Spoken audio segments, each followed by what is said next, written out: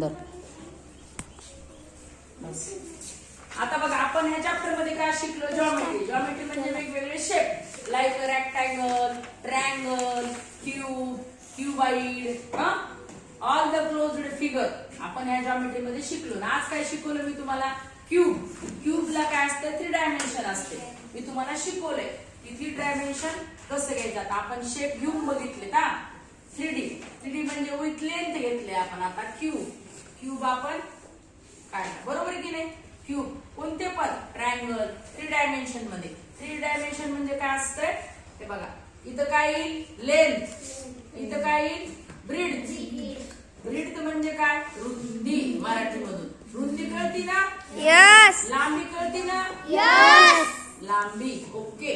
आणि हे काय? हाईट. हाईट म्हणजे काय? उंची. म्हणजे तुम्ही कोणती पण 3 डायमेन्शनल फिगर बनवताल, like a cylinder, like a jar in our house. Mummy वेगवेगळ्या डब्यामध्ये वेगवेगळे ठेवती सगळे डब्बे, compass, writing board, your books, all the solid shapes. All the solid shape have a shape. 3 dimension, 2 dimension. तुम्ही जर रेक्टँगल काढला, आता इकडे बघा, रेक्टँगल जर काढलं त्याला काय येते? फक्त लांबी आणि रुंदी म्हणजे लेंथ आणि ब्रीड एवढंच येणार, बरोबर की नाही? पण ह्याच रेक्टँगलला जर आपण क्यूबाइड केलं किंवा क्यूब केलं तर काय येणार? 3 डायमेन्शन याला येणार, कारण याच्या बरोबर उंची येणार. ट्रायंगलला सुद्धा आपण ट्रायंगल काढला, सिंपल ट्रायंगल आहे हा, लाईक दिस. पण इथं सुद्धा काय?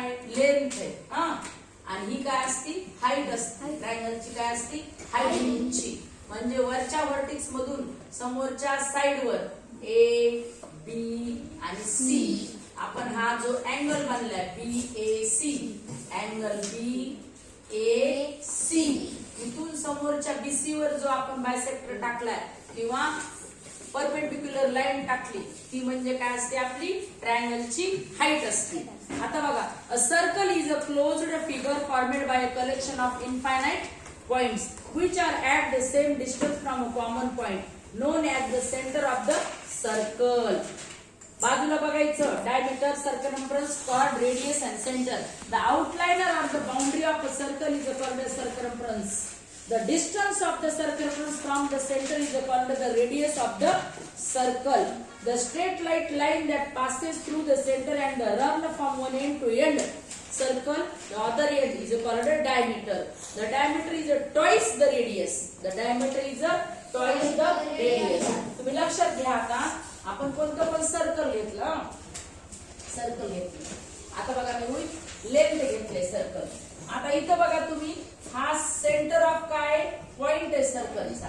ह्या सेंटर मधून जितक्या पण लाईन जातील त्या काय येतं? डायमीटर येतं.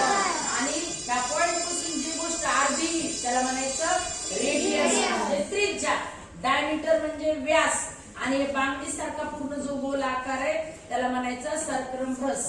कधी पण तुम्ही बघा, जर आपल्याला डायमीटर काढायचे त्याचं थेरम येईल 2R.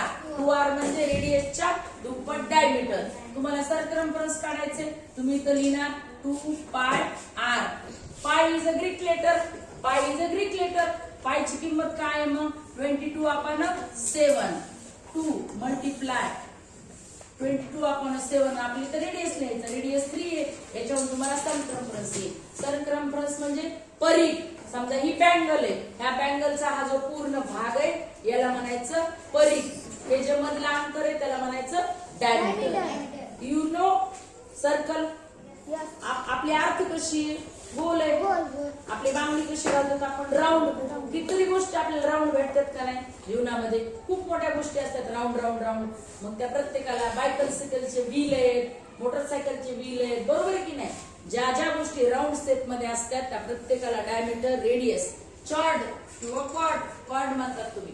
कॉर्ड हे बघा इथं काय CHORD म्हणजे जीवा.